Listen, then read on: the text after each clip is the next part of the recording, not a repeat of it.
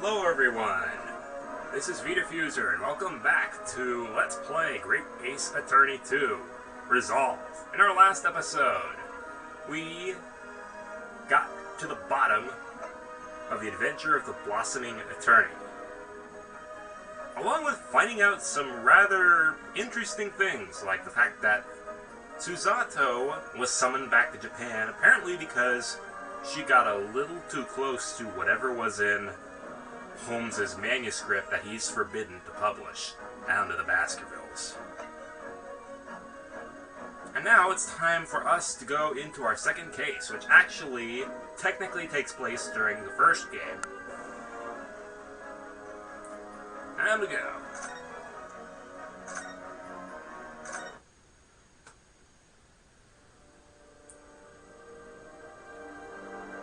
The Memoirs of the Clouded Kokoro.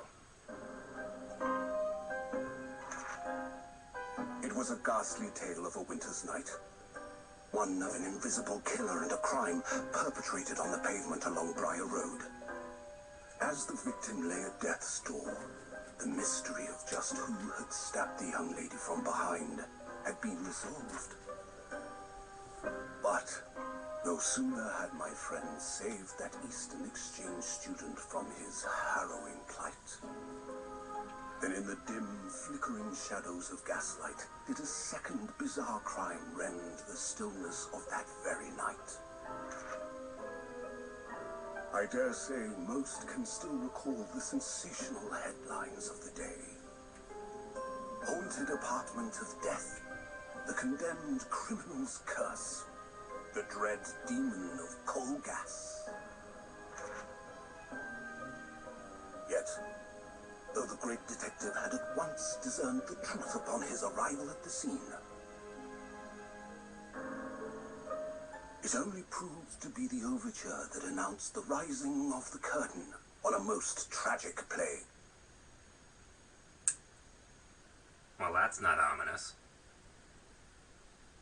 My name is Ryunosuke Naruhodo. I'm a fledgling lawyer just starting out on my journey. Alright, back to Naruhodo. 6 months ago, I arrived as a visiting student of law, having made the long voyage across the sea from the Empire of Japan to here, London, England. And on the way, in quite extraordinary circumstances, I made the acquaintance of a world-famous fool, detective, totally detective. Currently, I reside in the attic of the detective's own lodgings, from where I run my legal consultancy of sorts. Okay, so this takes place right after Clouded Kokoro. I've successfully defended a number of clients in Britain's highest court, the Old Bailey. But since a particularly grueling and unforgettable legal battle 4 months ago now, I haven't returned to the courtroom. In truth, I lost my right to return. That epic trial was just one small part of an epic tale. A tale which is now about to awaken from slumber. Thanks to a letter that arrived this morning from my homeland. Oh! This actually happened... When does this happen? Wow. They have letters that can actually give out sound effects. In England. Nah, that's just your stomach. What a delicious smell wafting up the stairs. It must be nearly time for breakfast. I better go down to Mr. Sholmes' suite and say good morning to the great detective and his flatmate.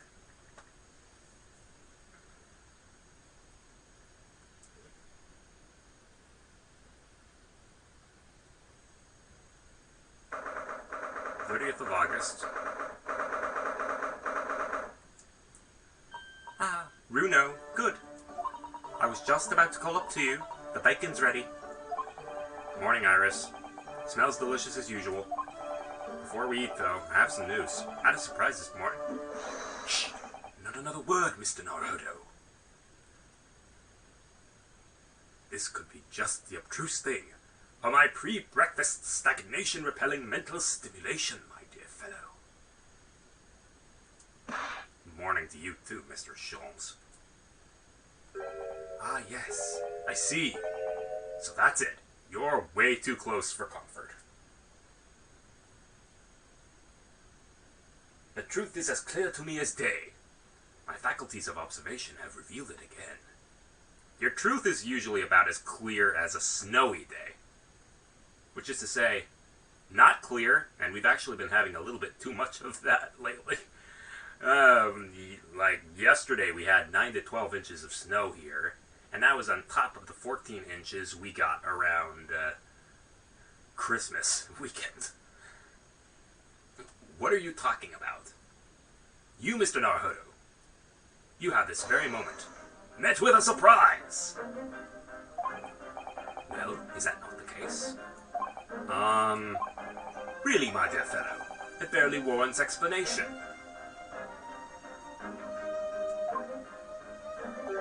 Firstly, your hair is particularly unkempt, somewhat reminiscent of a bird's nest. Yours isn't all that svelte yourself. Secondly, you've neglected to fasten the third button on your jacket. Clearly, when considered together, these two facts point you have been flustered this morning. Can I talk now? But of course, though I don't look for admiration, you understand. My hair always looks like this. It's been this way since I first met you. Oh, it has. And the button was ripped off last night, if you remember. By you. Hurley pulled your button off.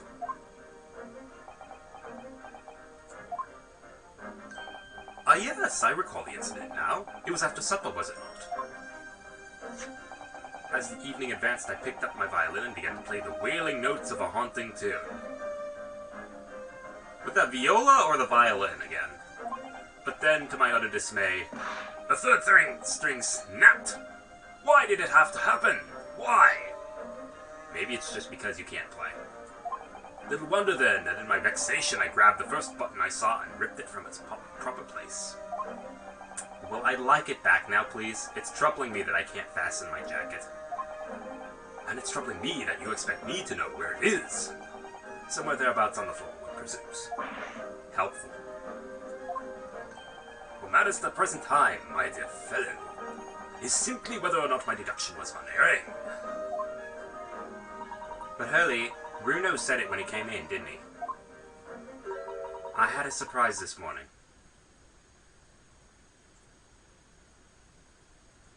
Yeah, what do you got to say about that?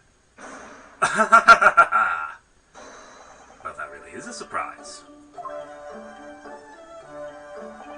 Yep, this man's the pride of the British Empire. The famous consulting detective, Mr. Sherlock Holmes. God save the Queen. The Empire in this timeline's doomed. There can't be a single person in the world who doesn't know his name.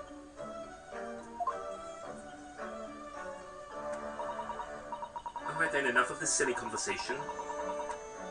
Come and eat this bacon before it goes cold. And I have a new herbal tea for you to try too, my latest special blend. And here we have Iris Wilson, Mr. Sholmes' lodger and companion. A truly exceptional young girl, who's the author of a successful serialization here in London. Yep, Adventures of Sherlock Holmes, as published in Rance magazine. So, Mr. Naruhodo, won't you put us out of our misery? What surprised you this fine morning? Well, I received a letter from Japan. Oh, from Susie, you mean? Was it? Really? That's right, and she had some rather startling news, in fact.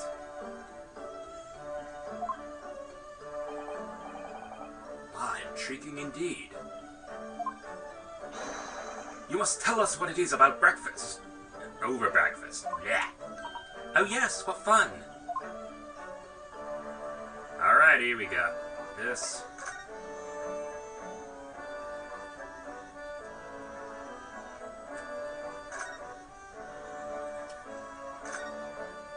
Ah yes, this is where you note down ideas, isn't it, Iris? What's in the melting pot today? The blue carbuncle? Yes, it's from a case of theft that Hurley solved ages ago. The theft of a precious stone. Carbuncle from Final Fantasy? A carbuncle is another name for a garnet, you see. especially if it's cut with a rounded top. Okay. Note that in things I have never heard of before. Oh, really? And this garnet was blue, was it? Well, that's the thing. They're usually red. No blue garnets have ever been discovered. So it's a sapphire, then? Oh. So who knows what the stolen gemstone actually was? That's the real mystery of the case. A proper Sherlock Holmes conundrum, huh?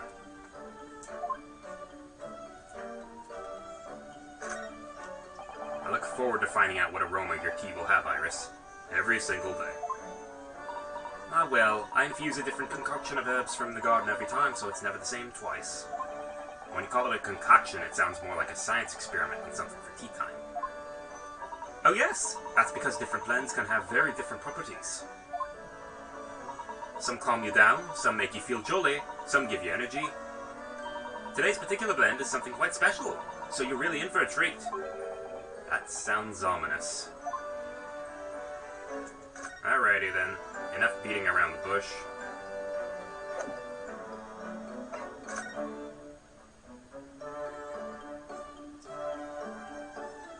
Miss Susato's letter. This is a letter that arrived from Japan this morning by International Post. Oh, how lovely! Look at Susie's beautiful writing. I wish I could read it. And how's your judicial assistant faring, may I ask? She's very well, thank you. In fact, according to what she's written, she actually appeared as a lawyer at the Japanese Supreme Court and won a case. Okay, so this actually does take place right after, right after our first case. I was wrong. Really? Oh, isn't she wonderful? A cut above your good self, my dear fellow. I've won cases too, you know. Apparently, Mr. Natsume appeared in the trial as a witness. Natsume... No, I don't recall that name. Of course you do. We helped the man. Twice.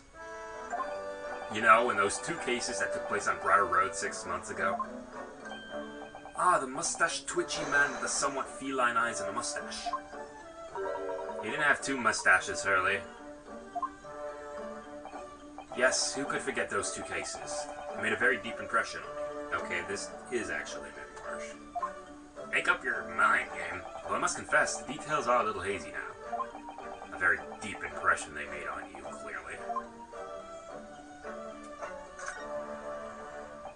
So, what was this startling news penned by Miss Susato?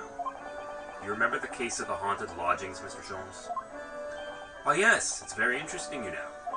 I don't feel entirely uncertain that a case of that nature did not occur. He's totally forgotten then.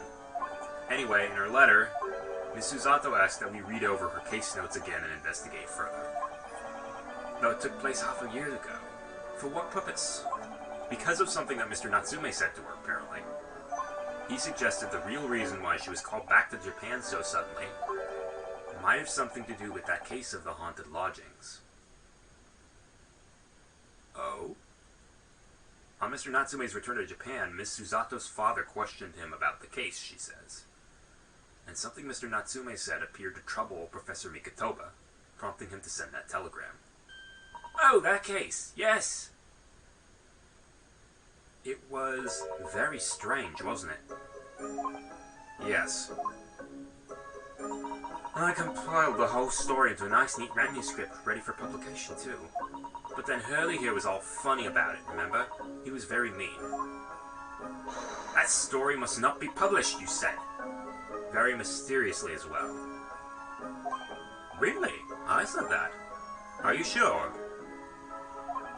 Do you perhaps know something about as well, Mr. Sholmes? About why Miss Susato was suddenly told 4 months ago that she had to return to Japan?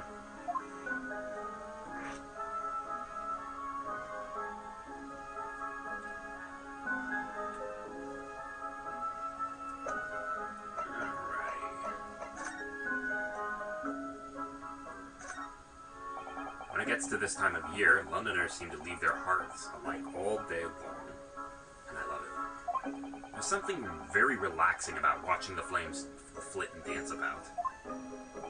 A fireplace in days of summertime is a waste of space. Really, no use at all. Rather like a great detective in days of no crimes and no criminals. Hurley? She got you there. She got you there. Well, consider this. Instead of a fireplace, a frost place. That's my latest idea. An extraordinary hearth from which emanates a cool breeze in hot summer months. What do you think? You're thinking about air conditioning. I think if you invented such a thing, your name would go down in history. The principle is extremely simple. One must, of course, light a cold fire in the hearth. Except cold fire doesn't exist. Yes, of course. Brilliant. The trouble is, none of the fires I build even burn cold. How it taunts me! So, as you British say, it's a bit of a damp squib.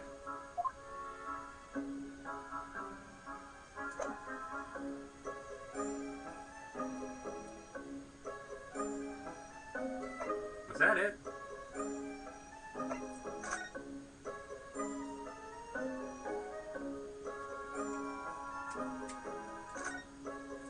Nothing particular of note.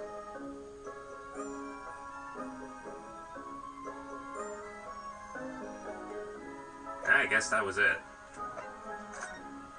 Miss Susato's repatriation. Oh, I missed something. It's been 4 months now since we waved Susie off at Dover. It was such a shock, wasn't it? The way she just suddenly announced that she had to go back to Japan. Indeed it was, due to a telegram she received from her homeland, I believe. That's right, telling her to return urgently. Yes, because her father had passed away. No, it just said he was suffering from a high fever, the cause of which was unknown. He's not dead. But according to this letter, that news about her father's fever was just a ruse. A ruse? So Susie's daddy lied to her that she'd make the voyage back home. Why would he do that? I have to admit, I have absolutely no idea. But she believes it's almost certainly related to the case of the haunted lodgings.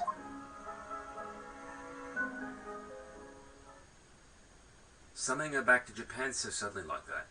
I wonder what Miss Susato's father's hiding. Ellie, you know what it's all about. Someone got changed quickly. Ah, well, who can say? What? But you said... Please, I have engagements, my dear fellow. My calendar is quite surprisingly full today. And a stringent analysis of the matter would be excessive, I feel, even if I were quite at leisure. So, man the fort in my absence, won't you, Iris? I will, Hurley, don't worry. See you later. What a way to deflect. He scuttled off rather quickly there. I think perhaps Professor Mikotoba isn't the only person hiding something. Sosuke-san was involved in 2 cases, but only one of them was forbidden from being published. By, of all people, Mr. Champs. Aha! I found him at last! Iris, are they? The notes about the case. That's right. Susie and I compiled them together. The Case of the Haunted Lodgings. You want to read them through now? Absolutely. Thank you, Iris. I have no idea what secrets could be hiding in the shadows of this case. But perhaps if I read over the notes again, something might come to light. That's the spirit!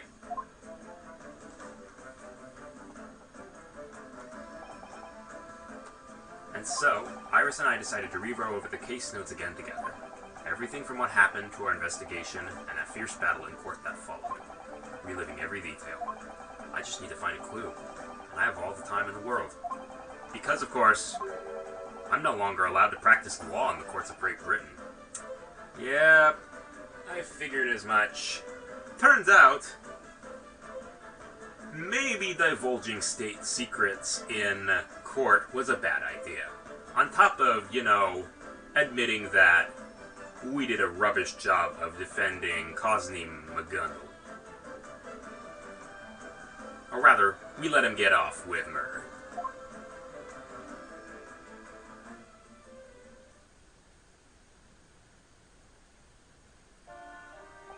It was 6 months ago, a mysterious incident that unfolded on the wintry streets of London. a young woman was found lying on the snowy pavement of Briar Road with a knife in her back. Fortunately, her life was spared, but she was unconscious for several days following the incident. The fog was thick and nobody saw her attacker, but by cruel twist of fate, a visiting Japanese student was walking behind her at the time, and was duly arrested. There he is. That man was Sosuke-san, and the man who effected his arrest was Mr. Sholmes. Believing in our compatriot's innocence, Susato-san and I decided to represent Sosuke-san in court. And after a grueling trial of many twists and turns, we finally managed to prove his innocence. Joyful, joyous, jubilant, jubilation! Was the man's reaction after the trial. But his jubilant jubilation was short-lived. We received a telegram from Mr. Sholmes the following morning. The victim of the Briar Road stabbing has regained consciousness. Hurry to Bart's at once. So Susato-san and I summoned a hansom? Hansom? What's that? And headed immediately to the hospital. Must be some kind of a taxi or something.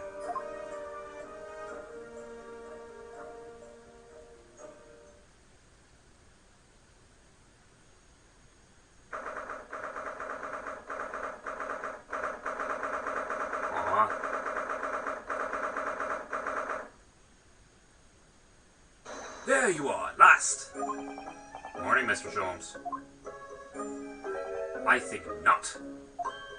Oh? You're late! What on earth took you so long?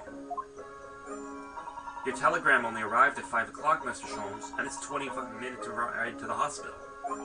That's right, and it's 5:30 now. I think we made very good time. The time is utterly irrelevant. The fact is, I have been waiting for what has felt like an eternity. Ha. In point of fact, I myself was awoken at 4 this morning by a telegram boy. And feeling it was somewhat unjust that I alone had been aroused at such an hour, I sent one to you. Well, thanks for that.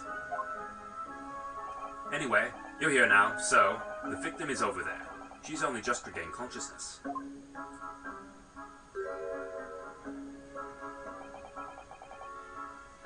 Oh, I jumped the gun, huh? You should introduce yourselves. I shall observe from here. So that's the lady who was found on the snow-covered pavement with the knife in her back. Her name is Miss Green.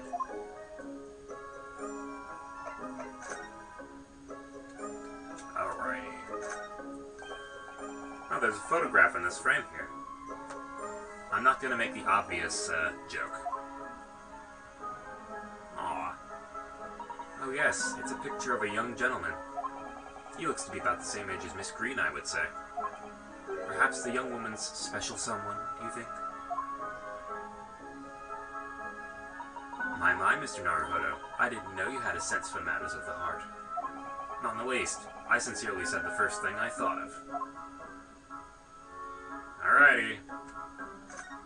There's, good morning.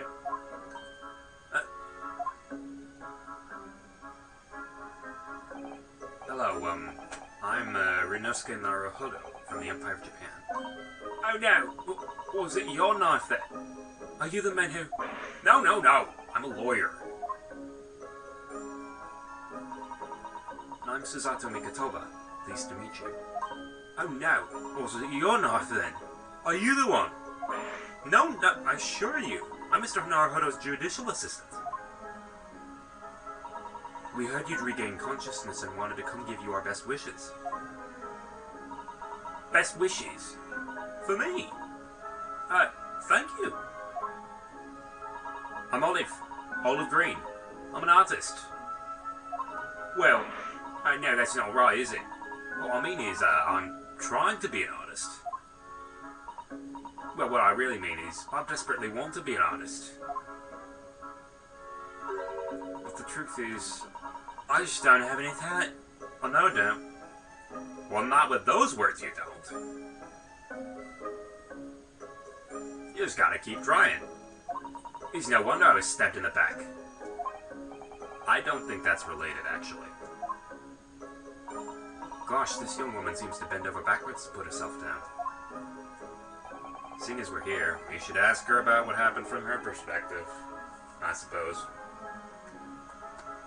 We will ask her shtick and then call the episode. About the incident. To be suddenly struck in the back by a blade as you were walking along the pavement. What a terrible experience you had, Miss Green. It was so cold that day, and the fog was so thick, I couldn't see a thing. It was 4 days ago now, I think. Is that right? Yes, that's right. I'm afraid you've been comatose all that time. What case has been solved, isn't it? Oh, I've been here in the hospital, I mean. Indeed it has, my dear madam. Spectacularly by none other than I, Sherlock Sholmes. Mr. Sholmes, as you well know, it was Mr. Naruhodo's hard work that in the court that solved the case. Are you yet to hear what happened, Miss Green? Yes, I'm afraid so. A gentleman from the police force is supposed to be coming to fill me in shortly. Which means it's probably Tobias Gregson. Oh, I see. Me coming round seems to have made everyone frantically busy. I'm so sorry. I should never have regained... That's nothing to say. We're all so relieved you're on the mend, Miss Green. We really are. Well, that kind of attitude. Maybe her surname should be Blue, not Green. Yeah, if that was the case, she'd also probably look a little bit like Elvis. About yourself. So you're an artist, are you, Miss Green? Oh no, I couldn't possibly come back. I'm a fledgling artist at best. I mean, I'm a student of art, really, at the Thorndike Academy of Fine Arts. Oh my, an Academy of Fine Arts. Great Britain is such a wonderful country. Tell me, Miss Green, do you live hereabouts? Oh no, actually. I don't deserve it, but I have a little flat on Brixton Road. I see. How very interesting. Oh no, is it? Brixton is some 10 stops away from the underground here. On the underground from here. And Thorndike Academy is a mere 3-minute walk from Brixton town centre. Does that matter? Does that matter, Mr. Sholmes? Perhaps not, but Briar Road is a far less salubrious part of town by comparison. Dwelt in by those of inferior means, including the maleficent Mr. Mustache. Inferior means? I suppose Sosuke-san does fit the bill. So basically, it's like a slum district, almost. It struck me as somewhat out of the ordinary for a young fine arts student to be walking in such a district. That's all. What's this? She suddenly clammed up. Mr. Sholmes, you should be ashamed of yourself, prying into a young maiden's private affairs. You tell him. Oh dear me, do forgive me. If you don't mind. I'm being discharged shortly, so I need to pick up my things. Yes, of course. We won't keep you. Thank you so much, Miss Green.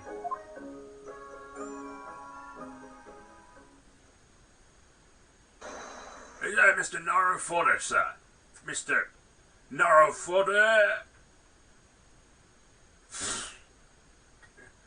Oh, Inosuke. Anywho, I think we'll save this for next episode.